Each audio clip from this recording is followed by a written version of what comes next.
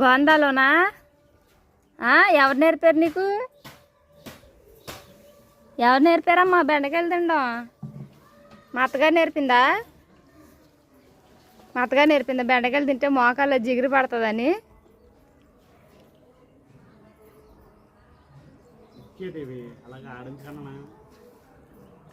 చిచ్చి కుక్కలు బెండకాయలు తింటాం ఏంటి? ఇది ఇంకా బాగుంది.